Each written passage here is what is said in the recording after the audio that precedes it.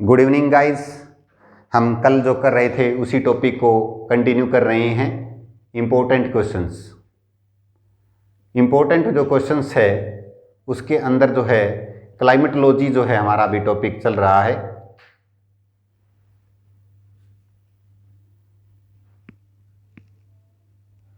हमने अभी तक 3 टॉपिक किए हैं, उनके बारे में क्वेश्चंस कर रहे हैं। सबसे पहले हमने किया था कंपोजिशन, एटमॉस्फेयर का जो है कंपोजिशन किया था हमने, जिसके अंदर जो है गैसेस के बारे में बताया गया था। उसके बाद हमने एटमॉस्फेयर का जो था स्ट्रक्चर किया था। उसके बाद जो हमने एयर प्रेशर बेल्ट की थी।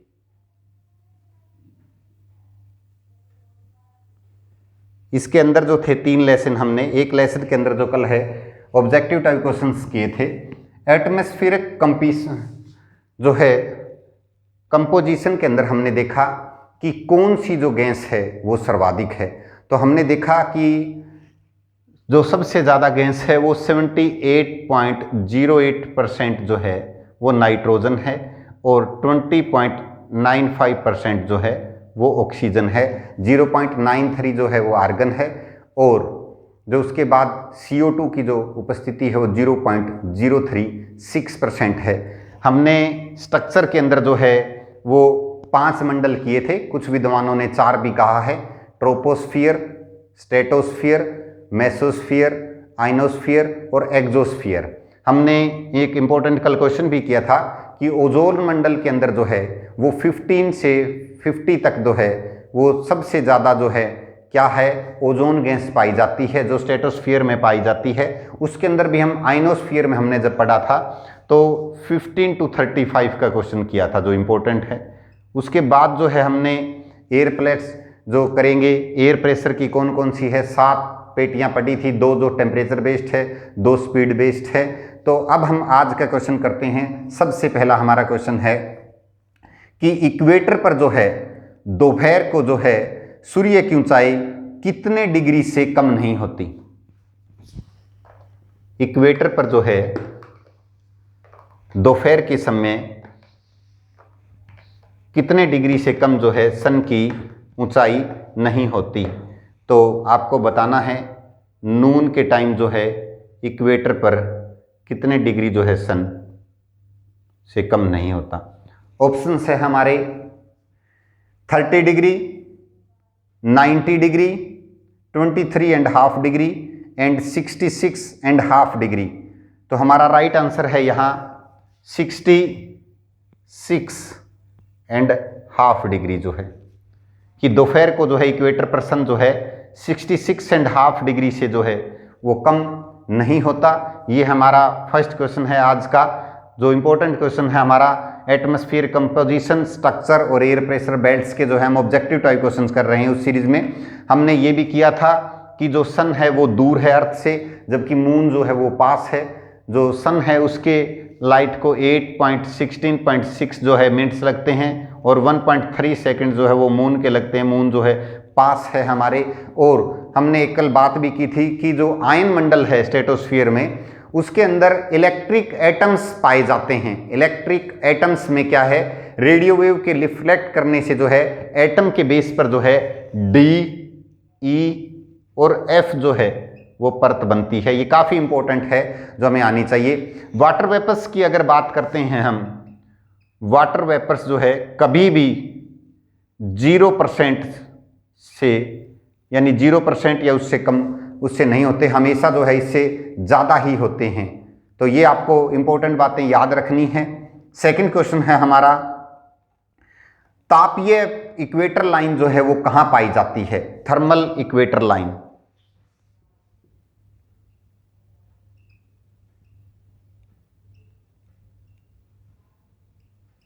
हमारे ऑप्शंस के साथ हमारे को क्वेश्चंस करने होते हैं कि ऑप्शंस को देखकर ही ये बताना है कि कौन से क्वेश्चन के अंदर क्या ऑप्शन बनता है।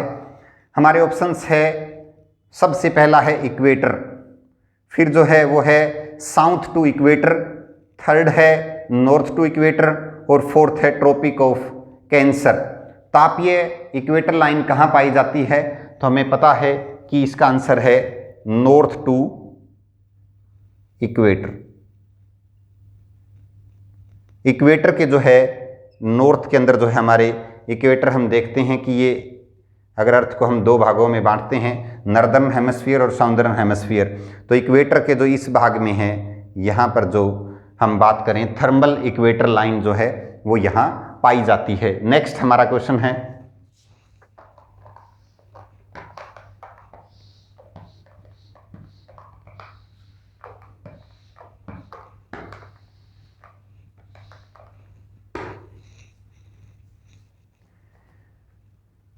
अर्थ का जो है शीत ध्रुव कौन सा है?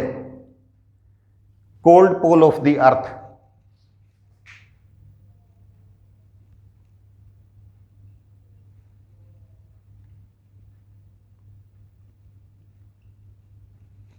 इसके ऑप्शंस है हमारे पास north pole, Oslo, south pole और वर्खोयांस्क कि पृथ्वी का शीत ध्रुव जो है किसे कहा जाता है, तो हमारा आंसर है वर्खोयांस्क।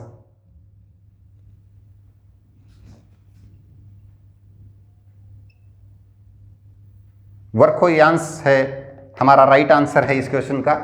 नेक्स्ट क्वेश्चन है हमारा, इन्वर्जन ऑफ टेम्परेचर से जो है क्या अभिप्राय है?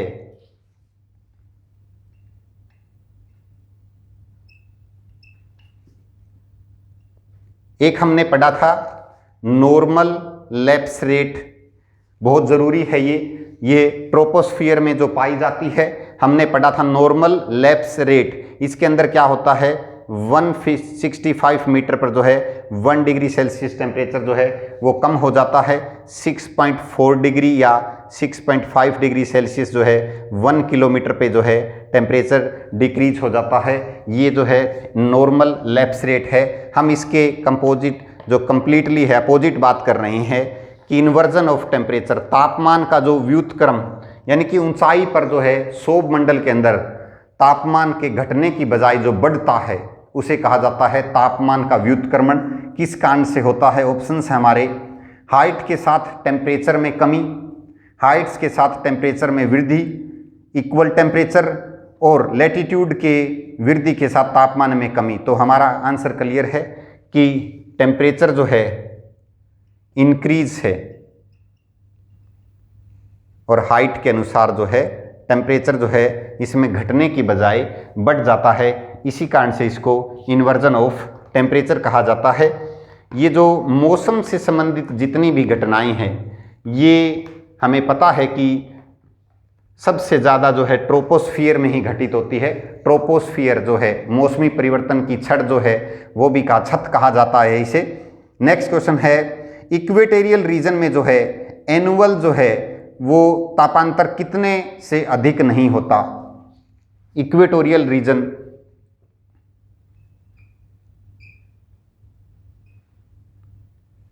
एनुअल जो है,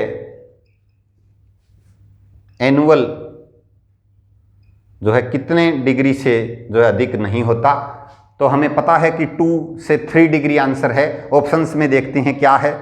फर्स्ट ऑप्शन है 5 डिग्री सेल्सियस, सेकंड है 2 डिग्री सेल्सियस, थर्ड है 15 डिग्री सेल्सियस और फोर्थ है 10 डिग्री सेल्सियस। तो यहाँ हमारा ऑप्शंस के अनुसार जो है वो 2 डिग्री सेल्सियस आंसर आता है। हमें अगर 3 भी कहीं हो तो 3 भी बिल्कुल सही है। तो अगर आ जाता है क्वेश्चन उस ऑप्शंस के हिसाब से हमें क्रैक करना है, एग्जाम को देखना है कैसे क्रैक करते हैं। तो 2 से 3 डिग्री सेल्सियस जो है वो सिर्फ और सिर्फ यहाँ पर जो है तापांतर मिलता है। नेक्स्ट है हमारा, पर सामान्य ताप ह्रास दर प्रति किलोमीटर कितनी होती है? पर सामान्य जो ताप ह्रास दर है हमने पढ़ी थी ये कि कितने डिग्री होती है। ऑप्शंस पे बात करते हैं। ये नॉर्मल जो है लैप्स रेट की बात है, अभी जिक्र किया था हमने, इसका क्वेश्चन है ये इन्वर्जन ऑफ टेम्परेचर और एनएलआर के अंदर जो है ऑप्शन से देखते हैं क्या है। First 6.4 degree Celsius, second 4.6 degree Celsius, third 10 degree Celsius और फोर्थ 8.4 डिग्री सेल्सियस। तो यहाँ हमारा आंसर क्लियर है, 6.4 डिग्री सेल्सियस जो है हमारे ऑप्शन से क्लियर हो जाता है। तो इस तरह से हमें जो क्वेश्चंस है वो हमारे ऑप्शंस के द्वारा देखने हैं। नेक्स्ट जो है क्वेश्चन है हमारा 65 डिग्री सेल्सियस, 65 डिग्री जो सेल्सियस है उसका सर्वोच्च जो है वार्षिक तापांतर कहां अंकित किया गया।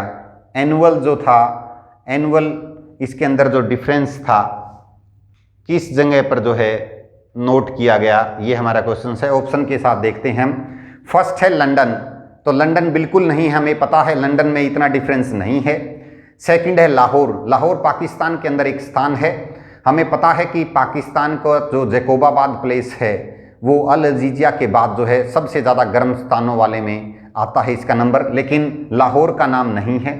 थर्ड जो है वर्खोयांस्क और फोर्थ है हेलिंस्की। तो हेलिंस्की के बारे में भी हमने कहीं ऐसा ज्योग्राफी में अध्ययन नहीं किया, तो यहाँ हमारा आंसर है वर्खोयांस्क मिलता है।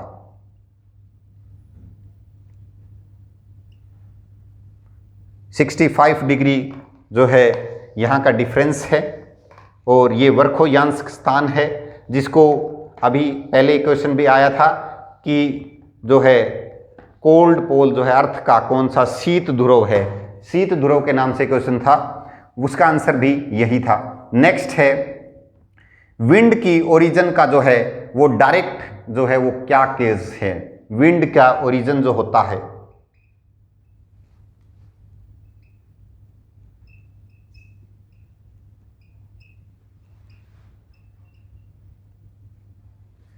ऑप्शंस में है कि पहला है ह्यूमिडिटी में डिफरेंस नहीं है, सेकंड है टेम्परेचर में डिफरेंस, ये भी नहीं है, थर्ड है एयर प्रेशर में डिफरेंस और फोर्थ है पृथ्वी का आवर्तन। तो सो सिंपल है ये, एयर प्रेशर जो है, एयर प्रेशर के अंदर जो है डिफरेंस जो है जिसके कारण जो है हवाओं की उत्पत्ति का सीधा सा जो है ये हाई प्रेशर जो है उससे लो प्रेशर की तरफ चलती है और इनका टेम्परेचर के साथ जो है वो इनवर्स रिलेशन है कि टेम्परेचर अगर ज़्यादा होगा तो एयर प्रेशर क्या है कम होगा और अगर टेम्परेचर अगर कम होगा तो एयर प्रेशर जो है वो ज़्यादा होगा, हमें ये बात भी ध्यान देनी है। नेक्स्ट जो क्वेश्चन है हमारा है कि सी लेवल पर जो है 15 डिग्री टेम्परेचर,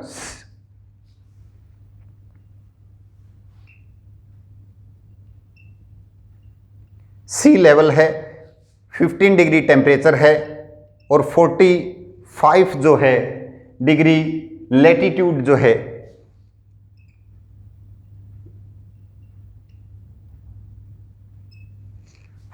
डिग्री लैटिट्यूड पर जो है एवरेज एयर प्रेशर कितना होता है, औसत वायु दाब कितना होता है। ऑप्शंस है 1013.25 MB, 998 जो है MB, 103 MB और 1034 MB। तो हमारा राइट आंसर है मिली बार में जो है, बिल्कुल सिंपल है ये भी, 1013.25 है ये MB जो है एक यूनिट है इसको मेजर करने की, 1013.25 ये है। और अगर ये आ जाता है 1034 तो ये भी जो है वो ग्राम्स में है, ग्राम्स में है, अभी ये भी याद रखना है। अगर मिली बार है तो बिल्कुल सही आंसर है 113.25 जो है बिल्कुल सही है। नेक्स्ट जो है सभी प्रकार के जो है मौसम संबंधी परिवर्तनों का संबंध सबसे सर्वाधिक जो है वो कहाँ होता है, तो इसका ऑप्शन से हम देखते हैं कि क्या आंसर है इसका।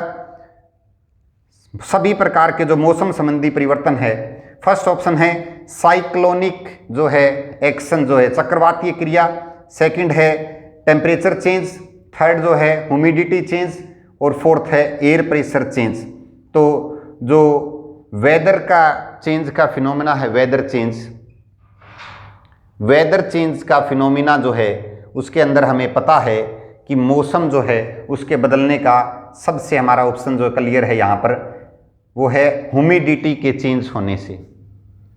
ह्यूमिडिटी जो है चेंज हो जाती है और ह्यूमिडिटी के चेंज होने से क्या है कि जो वेदर है वो चेंज होता है। हमें पता है कि वेदर जो है वो डे की जो है शॉर्ट टर्म जो है फिनोमिना है, क्लाइमेटिक जो चेंज है किसी भी स्थान पर जो है अल्पकालिक समय के लिए जो है जो बदलती है वायुमंडलीय दशाएं उसे कहा जाता है वेदर, और जब यही जो है टाइम बढ़ जाता है 30 to 35 ईयर्स हो जाता है तो वो क्लाइमेट हो जाता है।